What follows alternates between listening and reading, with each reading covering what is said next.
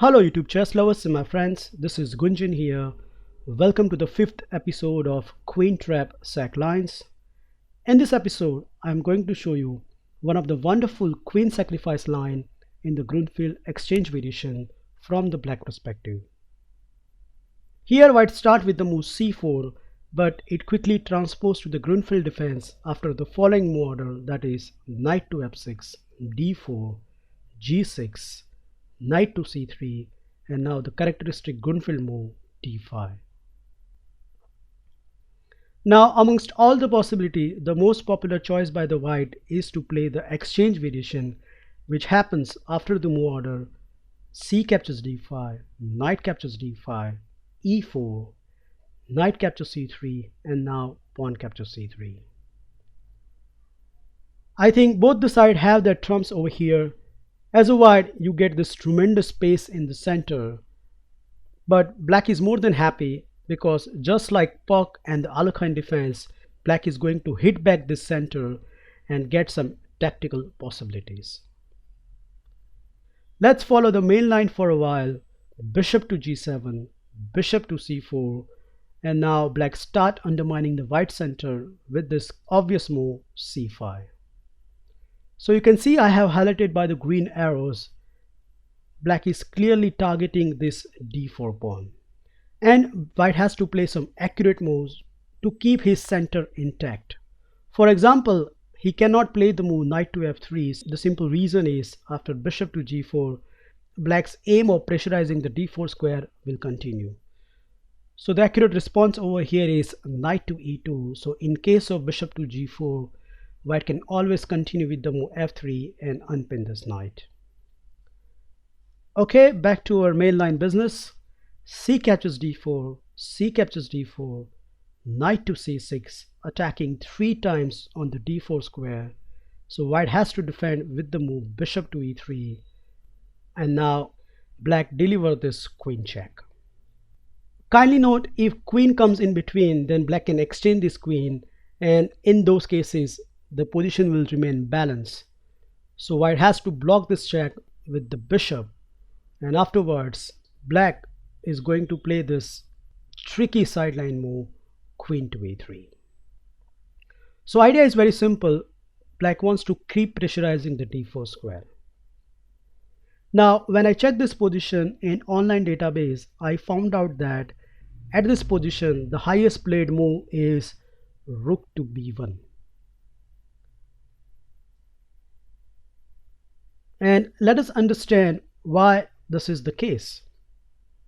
Well, it's a very tactical move by white, and the important point is black cannot even touch the d4 pawn. For example, if black takes with the bishop, then the simplest is white can take this bishop, and after knight takes, white can immediately wins black queen after the move bishop to b4. So that's not a good choice for the black.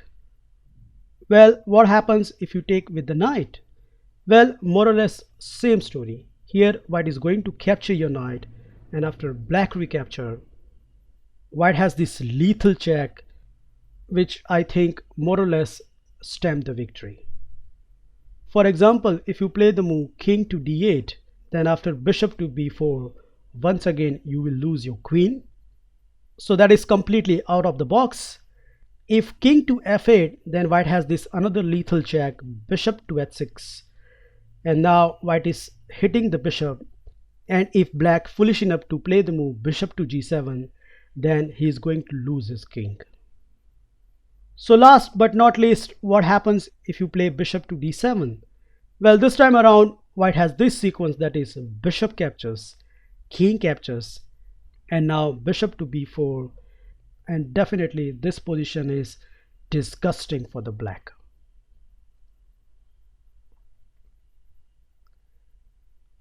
So it is very clear that at this position black cannot touch this d4 pawn.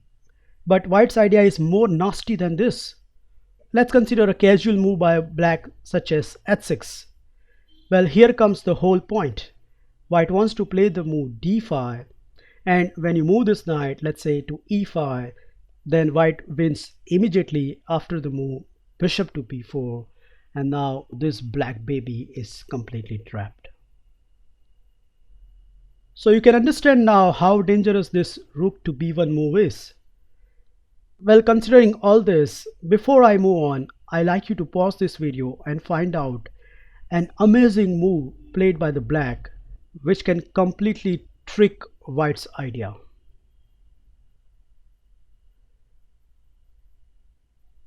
Well, I hope you find this super surprising move, castle on the king side. When I see this game first time, I thought, is black is mad? Can't he see that his queen is going to trap? Well, believe it or not, but this is exactly black wants. Let's see what black is up to. So white is obviously going to execute his plan with the move d5, hitting the knight, and after knight to e5 and bishop to b4, yes, indeed, black queen is completely trapped. So the big question arises, why black allow white to do such a nasty business? The ball is in your court. I want you to pause this video and find out the amazing reply by black. Well, sometimes we really get amazed and surprised by the beauty of chess. And this is one of the clear case. And here black has this dazzling move. I hope you guessed it. Yup, it's queen to f3. What a move. Well, first important point, if white take your queen, then there comes knight check, king to f1, and now bishop to h3. It's actually a checkmate. So it is very obvious that white cannot even touch that amazingly placed queen. And the problem is, if white cannot take this queen, then black is attacking two spots and white cannot defend both of them. So this is one of the wonderful queen sack trick which happens actually 12 times in the real FIDE games. I just like to show you the list of those 12 games in the mega database. So as you can see from the list over here that where there are some higher ranked player fallen into this wonderful queen sacrifice trick, and if you check on the result side, there is not a single win for the white. Now to understand the power of this position and how quickly your opponent can demolish, I like to show you a game which is an old one but nevertheless a very good game, where after castle, Kuzmina, who is the in charge of the black pieces, continue with the move queen captures e4. So at this point, not only black is a clear pawn up, but white has some shattered pawn on the queen side. White's light square bishop is attacked, so white has to move this bishop. In the game, her opponent continue with the move bishop to b5. And now the following sequence happened.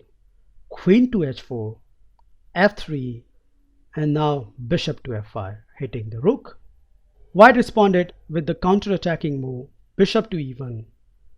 But after queen to f6, it is very obvious that white has to move the rook. In the game, he continued with the move rook to c1. But then comes this double attack.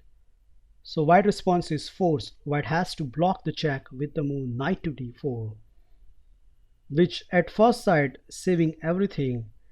But after black's next amazing reply, knight captures f3 check, I think game is already gone.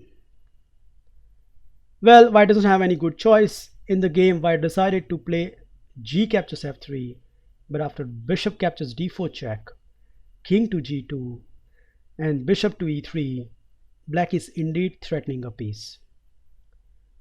Well, again, white doesn't have any good choices. In the game, he played rook to c3, but after queen captures, rook captures, one move and white resigned.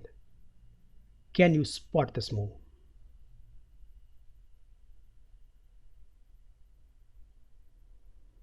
Well, I hope you find this wonderful blow. Bam! So a deflection move which wins the white rook and in fact the game. Well, I hope you enjoy and learn this wonderful queen sacrifice line in the Grunfeld exchange variation. Feel free to like, subscribe and comment on my video, and I'll meet you in my next episode very soon. Bye and take care.